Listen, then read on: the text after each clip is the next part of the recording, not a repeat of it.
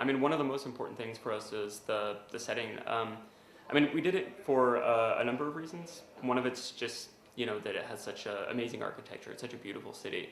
And we thought it really fit the theme of our game, which, we follow these guys go on this journey where they start out very professional and very clean and trying to do the right thing. And then they go in and all these terrible situations really make them start to fall apart and, just go through this kind of dark place psychologically.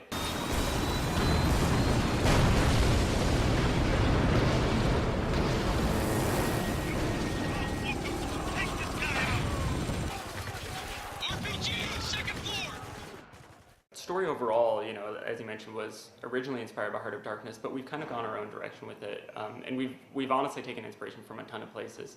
So, movies like shows like Generation Kill, movies like Saving Private Ryan, Black Hawk Down, that kind of thing. Really, just the whole genre, and then also some of it's just from events in real life. We have a military advisor on the game that we've been talking with, and he's had some crazy stories and just given a more personal perspective of what it's like to be in these kinds of situations. What it's really the difficult decisions that real soldiers have to make. RPG, second floor!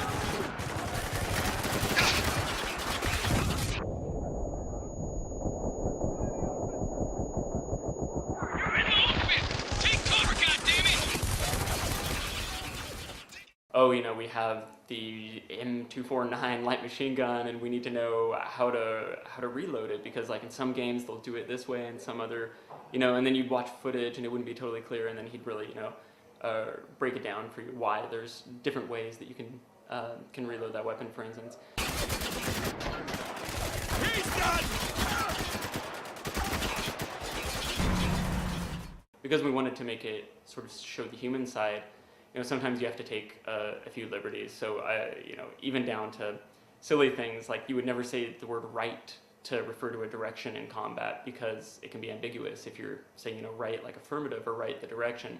But just to add some variety and, some familiarity, like that's something we do, is we'll say like it's on the right side. So little things like that where we break with reality. But overall, we really try to give it an authentic feel.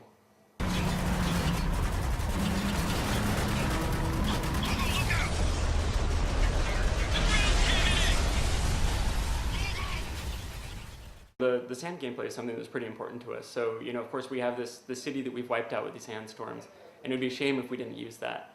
So, as you mentioned, one of the things that you can do is use these sand avalanches, where you can just bury people underneath tons of sand and kill them that way.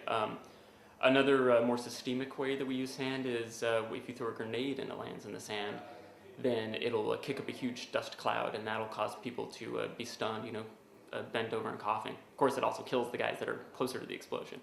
And then we also have these sand falls where you can shoot it. You'll see some sand trickling from the ceiling, and then you can shoot at that and cause some more sand to come down on people's heads, and that'll stun them as well.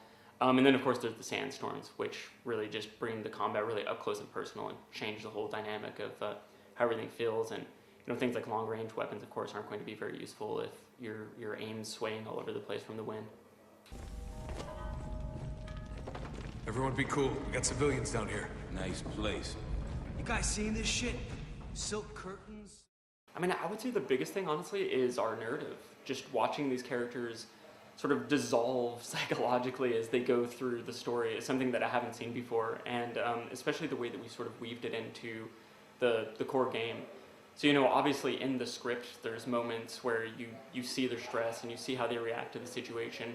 But even just, if you're sitting there in combat, the way they speak, even just down to I'm throwing a grenade, or I'm reloading my gun, or I'm telling my squad mate to go kill this guy. At the beginning of the game, they might be very professional and be like, okay, Tango by the door, take him out.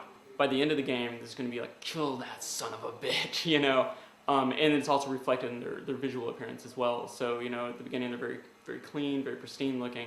And by the end, they're bloodied and bruised and torn up and dusty. And I think just these little details really help reinforce the story we're telling and help make it very believable as you watch these people sort of fall apart.